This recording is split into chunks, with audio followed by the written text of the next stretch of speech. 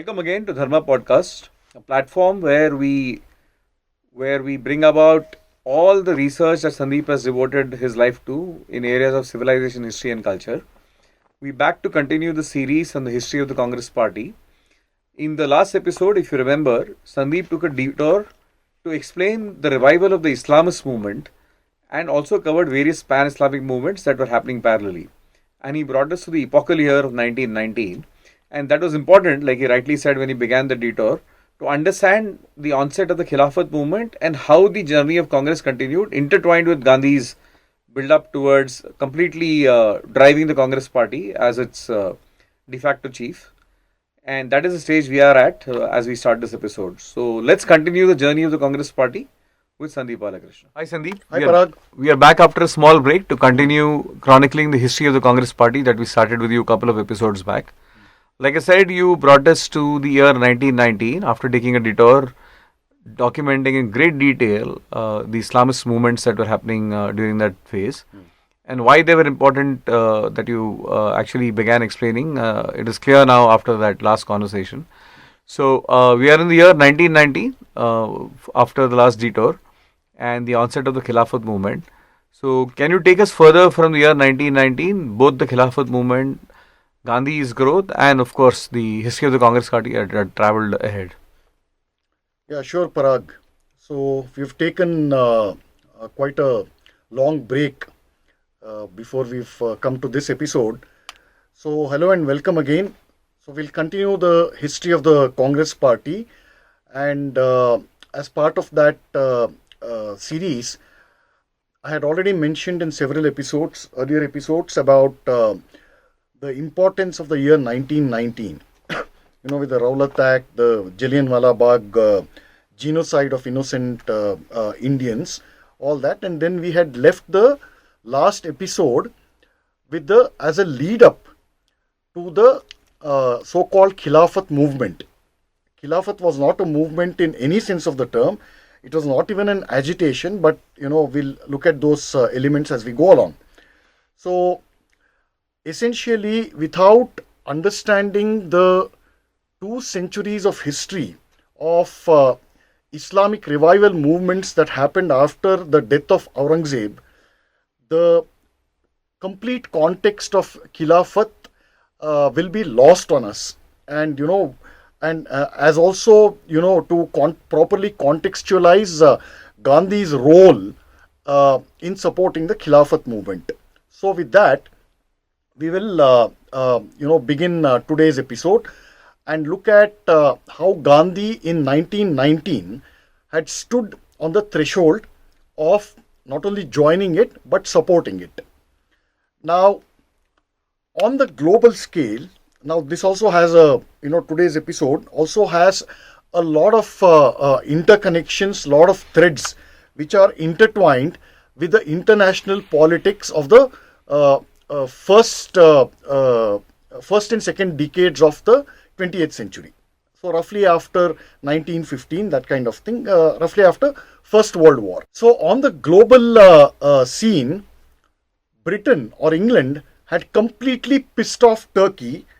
This same Turkey had once been Britain's friend.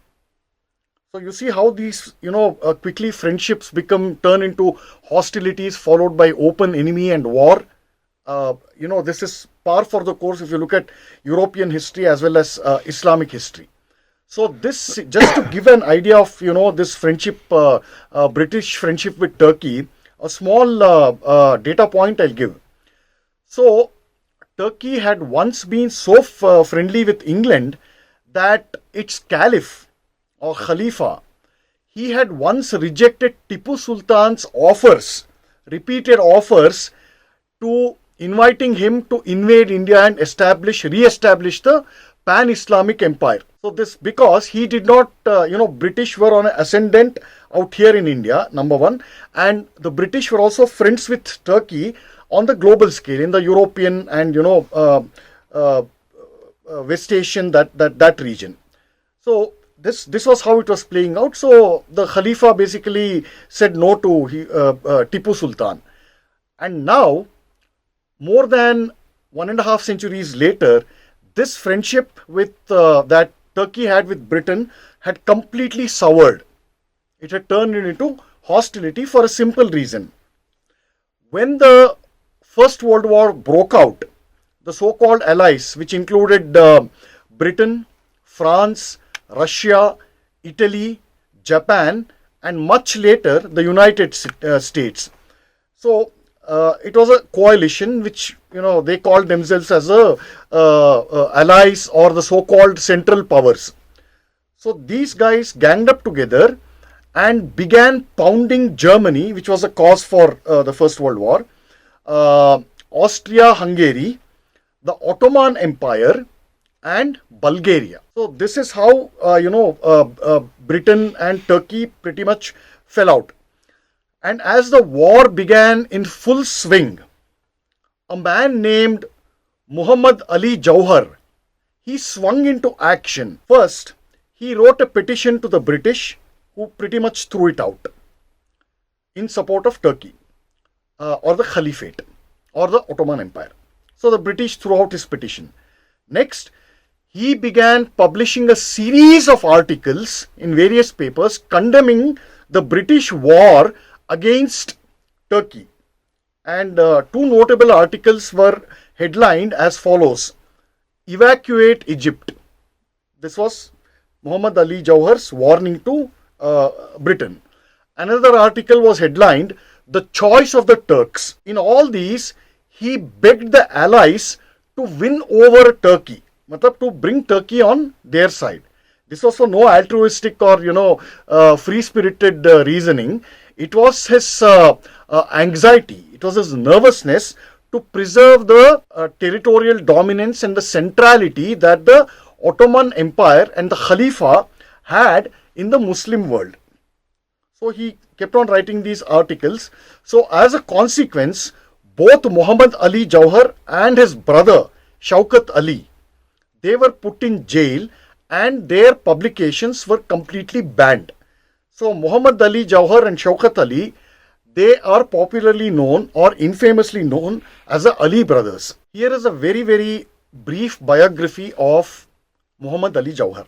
Muhammad Ali Jauhar was born to a very wealthy family which had ancestral roots in the region of Bijnor, Uttar Pradesh. He attended Aligarh Muslim University and also the Allahabad University, and then he eventually moved to England in the year 1898 for higher studies. So he studied at the Lincoln College and Oxford, and his major was modern history. Then after his higher education, he returned to India and worked really hard in order to expand the Aligarh Muslim University's power and influence. Muhammad Ali Jauhar's mentor while he was in England was a man named Syed Ahmad Khan. I should have waited. Got it. And Muhammad Ali was also one of the co-founders of the Jamia Millia Islamia, the famous college. And I'll read out the names of some of the distinguished alumni of Jamia Millia: Barkhadat, Shahrukh Khan, Arfa Khanum Sherwani, Anjana Om Kashyap, Virender Sehwag, Amanatullah Khan. Remember this guy? The AAP MLA. The AAP MLA. Infamous for his role in Delhi riots. Yeah. Amanatullah Khan, Hindol Sengupta, and Kiran Rao, ex-wife of Mr. Perfect Amir Khan. These are some of the alumni whom our generation can relate to. Muhammad Ali was also part of the founding team of the All India Muslim League, and he became its president in the year 1918. Another notable founder of the Jamia Millia Islamia was a man named Mukhtar Ahmad Ansari. This gentleman, Mr. Mukhtar Ahmad Ansari, he left behind a list of rather illustrious progeny. One of his grandsons was a stalwart named Mukhtar Ansari. The current UP Don. Mukhtar Ansari, who died. Yeah. Okay. And another grandnephew of this Mukhtar Ahmed Ansari is none other than Mr. Muhammad Hamid Ansari, former Vice President of India. And this is what Wikipedia mentions about Mukhtar Ahmed Ansari, and I quote, "Many members of Ansari's family remained in India after partition in 1947, while others moved to Pakistan. Those who remained in India received patronage from the Nehru-Gandhi family and became prominent politicians and leading lights of the Congress party." Here, patronage is putting it very mildly. I'm sure you agree. Yes, absolutely. If one of his grandnephews can become India's vice president, and we know his illustrious record, let's not go into that. And there is a road called Ansari Road in Delhi's Daryaganj area, which is famous for its bookstores. It is named after Mukhtar Ahmed Ansari. So, Stunning details. Like I said, patronage is putting it mildly. Anyway, let's get back to World War I and then eventually to the build-up to the Khilafat, so-called Khilafat movement. Now, Turkey's entry into World War I as an ally of Germany against Britain put the Indian Muslims in a highly awkward position, because especially the Ashrafs or the Muslim elite of India in that Western UP belt and in and around Delhi, for the longest time, their natural sympathy was firmly rooted with the Sultan of Turkey or the Khalifa or the Caliph. Now they were caught in a fix. Which is our primary loyalty?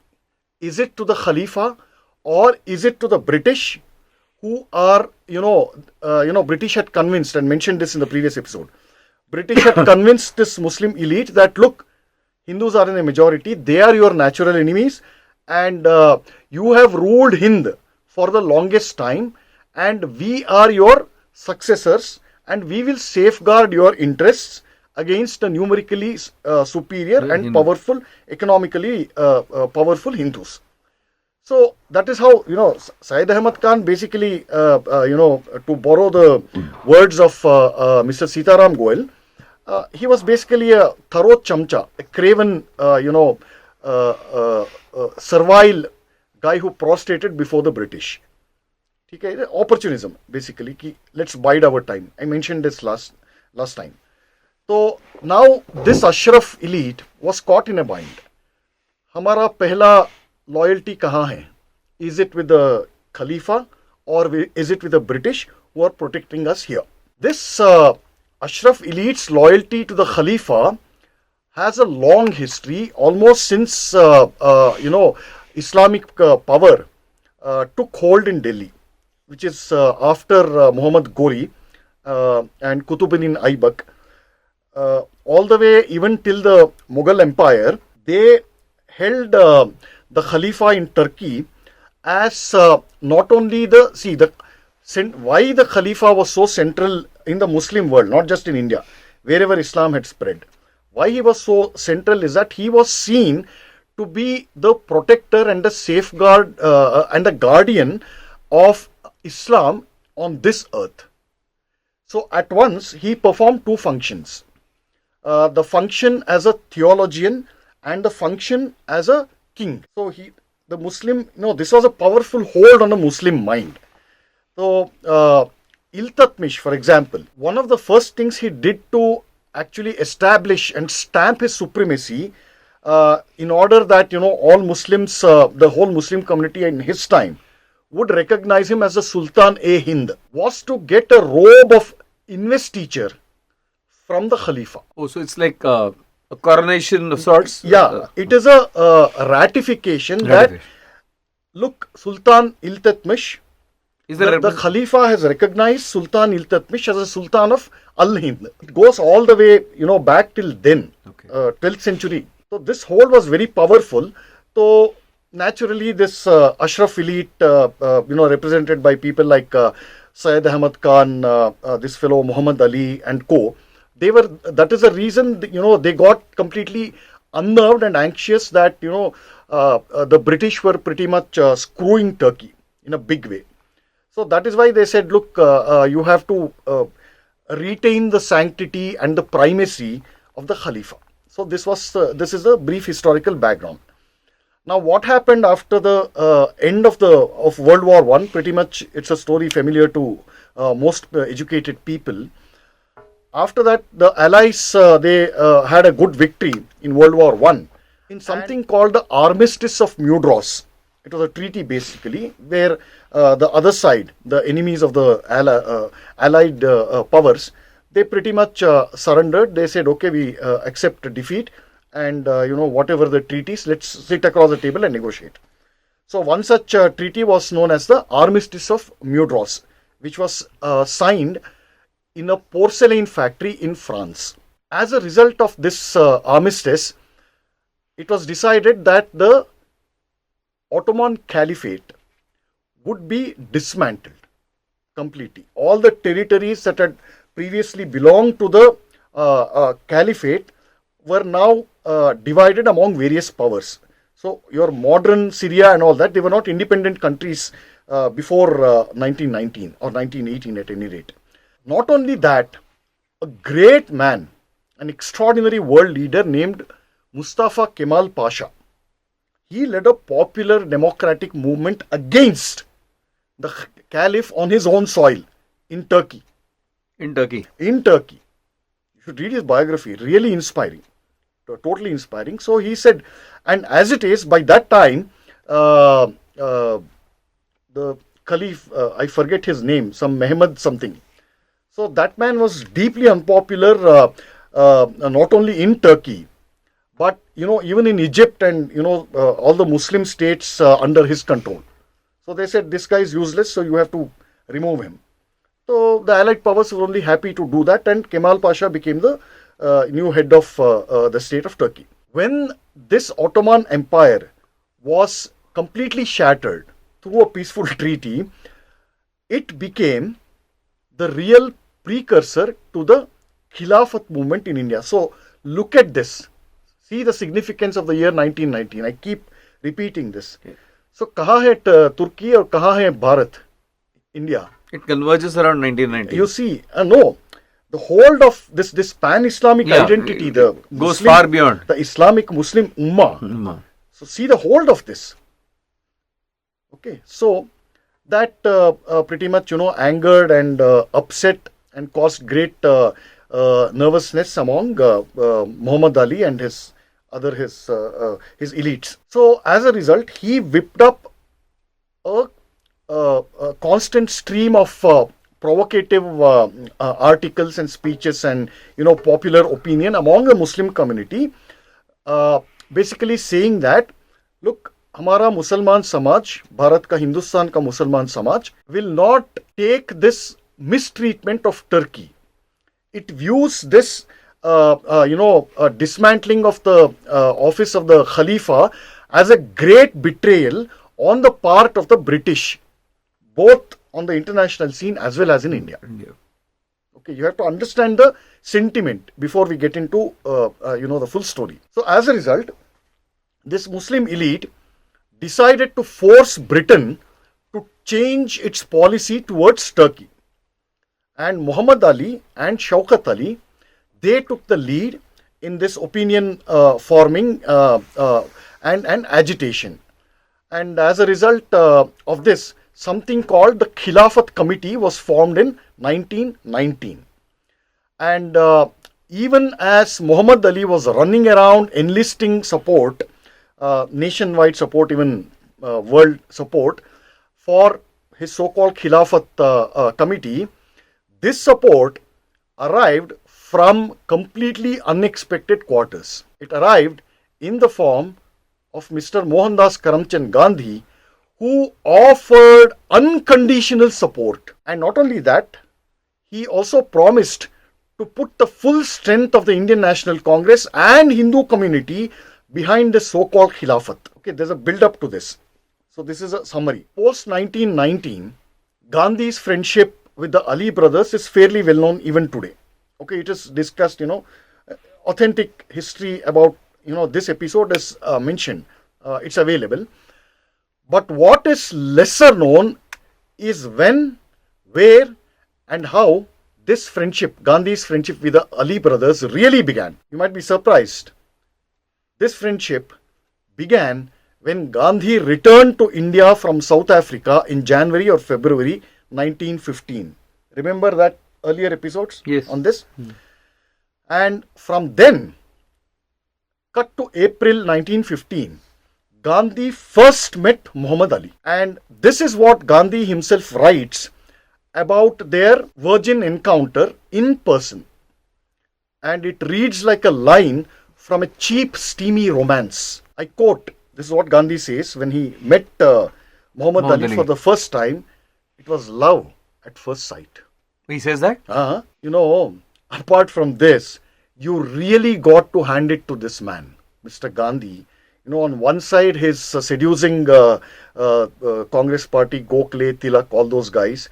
On the other hand, he's writing, repeatedly swearing his loyalty to the British Crown.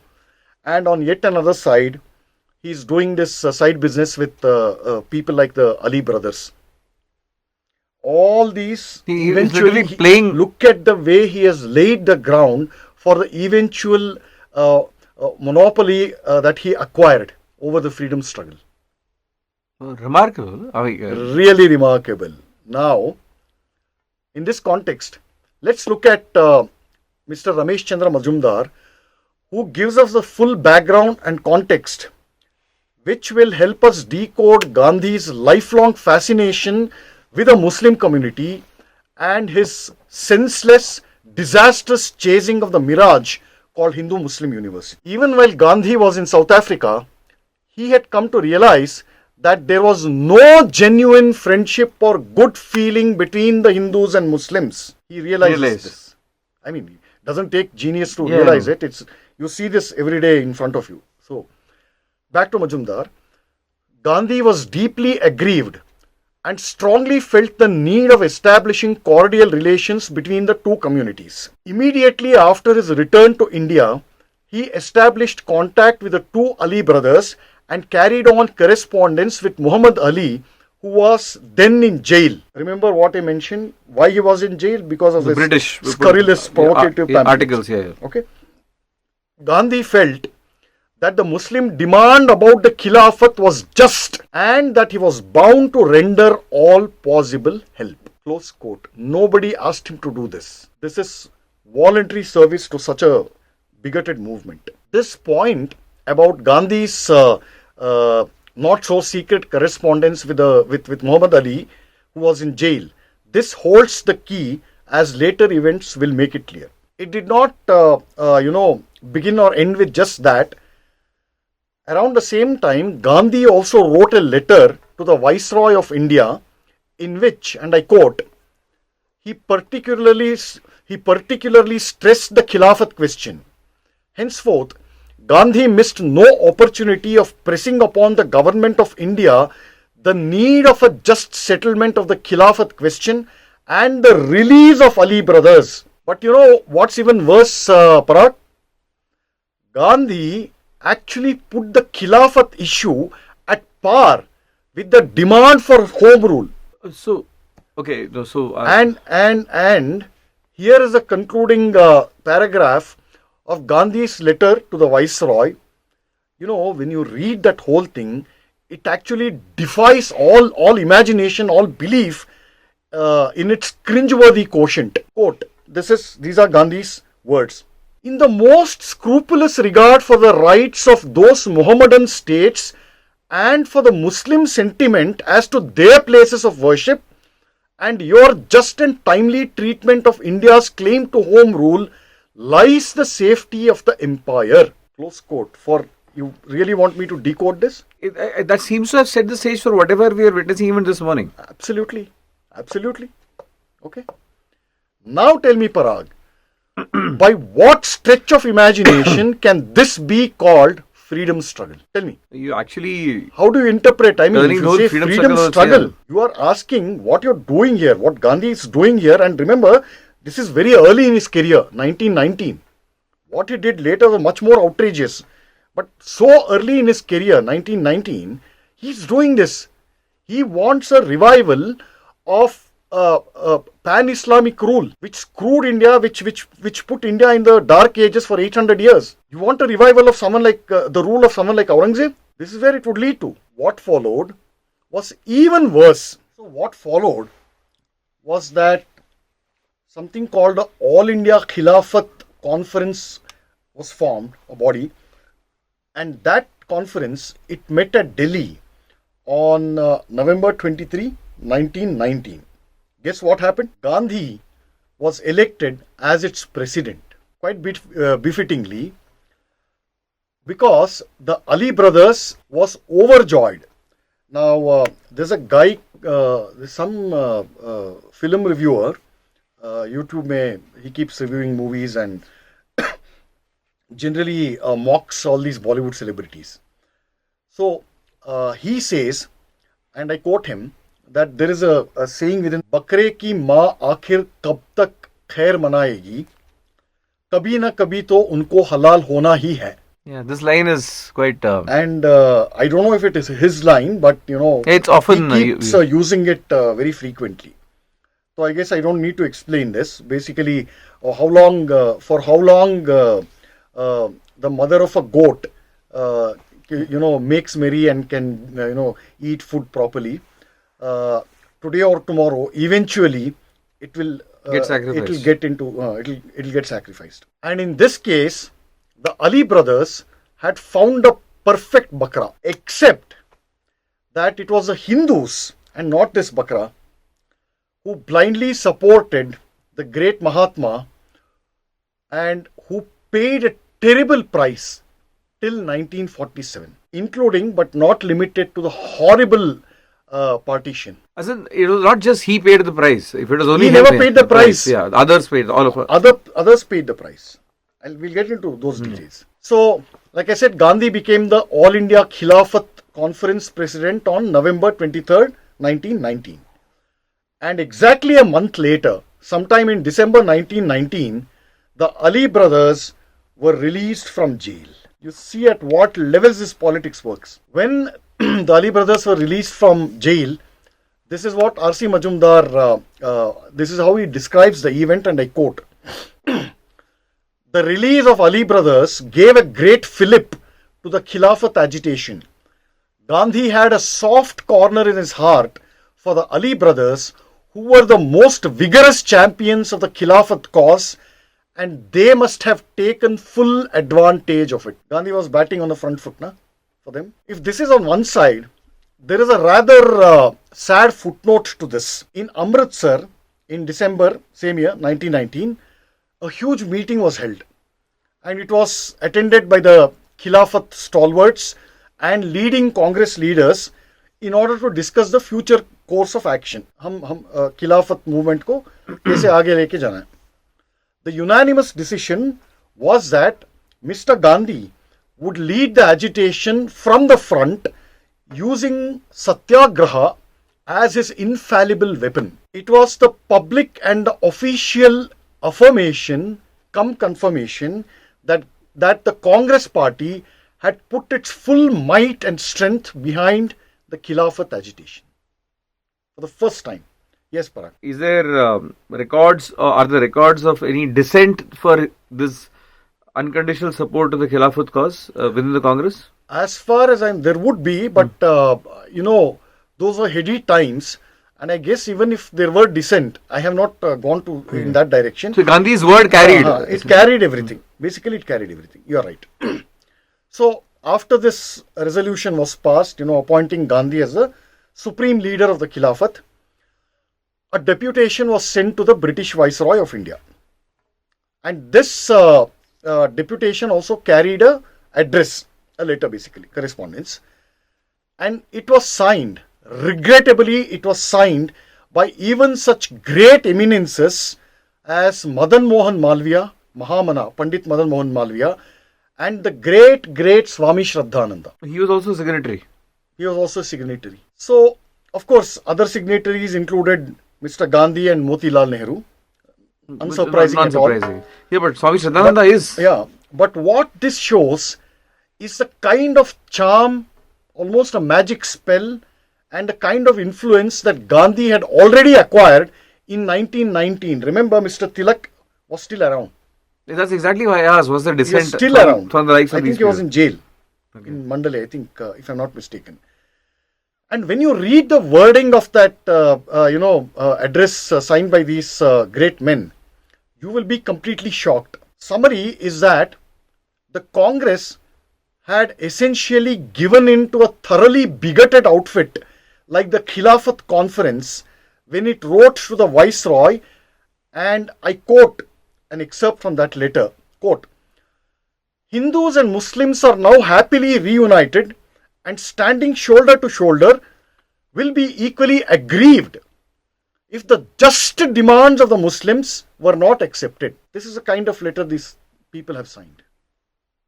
It's inexplicable, Parag. Was it naivete? Was it passion? Was it blind trust in this great Mahatma? There's no clear answer. It seems to be a combination of all these. There's no clear answers. But this is exactly the price we are paying. Precisely. This is exactly all these things that you're narrating. Exactly. The origins of all that we've suffered. Here, in these things. These things. And when the British read this deputation, this letter, they coolly replied, and I quote, Turkey cannot expect any more than any other power which drew the sword in the cause of Germany wholly to escape the consequences of her action. Close quote. This is a kind of clarity, decisiveness that you need to have. Amazing reply. That's all. These three you lines. have drawn the sword, now you pay the price for doing that. And the long letter was just these three terse lines. This is how great powers maintain their authority. There's no good and bad out here. Essentially, both are imperialists doing their own thing. But, this is a kind of decisiveness that political leaders who know how to wield power should behave. Well said, well said. And as a result of this, solid rejection, on 17th March 1920, three months later, the Indian deputation of the Khilafat, those guys, they travelled all the way to England and they met the British Prime Minister, Mr. Lloyd George. So he heard them out and then he coolly said that, look, there is simply no question of restoring your so-called caliphate. It's over. That is history. It's a closed chapter. And R.C. Majumdar narrates what happened next. It's beautiful. Okay. Lloyd George's reply to the Khilafat deputation on March 17th deeply stirred the Khilafat sentiment in India, and 19th March was fixed as a day of national mourning. It was a day of fasting and prayer and hartal. Close quote. And was this called for by someone? The call to do a national mourning? Or? Yeah, Gandhi. Gandhi only. Oh, okay, sorry. Of this.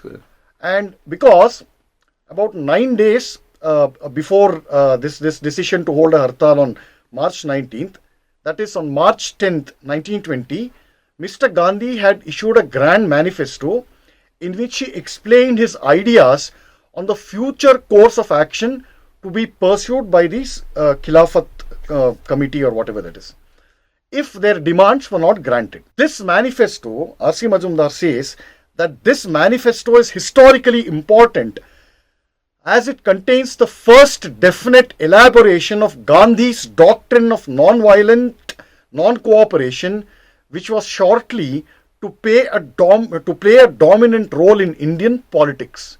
Close quote. This is a seminal manifesto, and we will and this whole so-called Khilafat agitation, Khilafat movement, was his first experiment which he unleashed. And we will look at how this Gandhi's so-called manifesto, how it played out on the ground, and the kind of deadly consequences and the fate that the Hindus underwent as a direct outcome of Gandhi's manifesto put into action. We'll narrate this story in the next episode. Just when one would begin to think that we had seen and heard all of Gandhi's plotting and scheming from Sandeep's well-researched chronicle of Congress history, this episode is actually a jolt to how much further he can go to plotting and scheming. And Sandeep calls out Gandhi's uncalled for, unprovoked support to the Khilafat movement. And he brings us to a stage where the consequences of Khilafat that some of us know, and more that we will know from Sandeep's research in the next episode, are said to be unleashed. This episode, in the entire series, personally for me, was perhaps a bigger jolt than the previous ones. And with that, we shall continue the series again, back with Sandeep, taking the history of Congress, and we shall be back with that next week. So thank you all for staying with us through the series.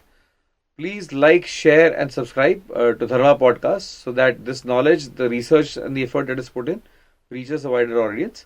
And it would be really nice and kind of you if you could consider donating so that the effort gets further impetus. Thank you once again for joining.